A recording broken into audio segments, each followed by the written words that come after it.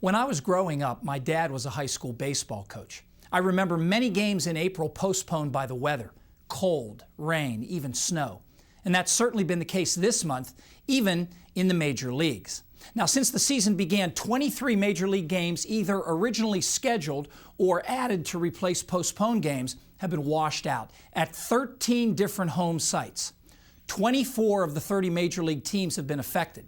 Seattle has already set a franchise record for most games postponed by weather in one season. The weather problems began way back on April 4th, with games postponed on 6 consecutive days, including 4 straight in Cleveland. Now, all the games were played on April 10th, but then came another stretch of 6 days with at least one postponement, including 2 Sundays ago when 6 games were called off. That's the most on any one day in more than 10 years. Now, historically, April does tend to have the most major league games postponed by weather. Here's the breakdown over the last 5 years. There have been 55 in April, so an average of 11 per year. Now, May, June, and September are close for second place, while July and August have relatively few postponements, few rainouts, because in those months it's mostly hit-and-miss thunderstorms, so you can usually play the games if you're patient. Now, as you might expect, most of those 55 April rainouts have been in the Midwest or Northeast. The Cubs, Tigers, Indians, and Pirates have all had 4 or 5, so an average of maybe 1 per year.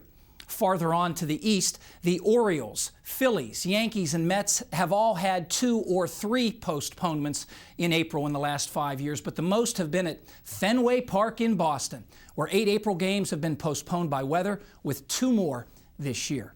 Now, a meteorologist from Western Kentucky University has done some interesting research linking weather and April baseball. He's arbitrarily defined miserable baseball weather as a day with a high below 40 or more than an inch of snow.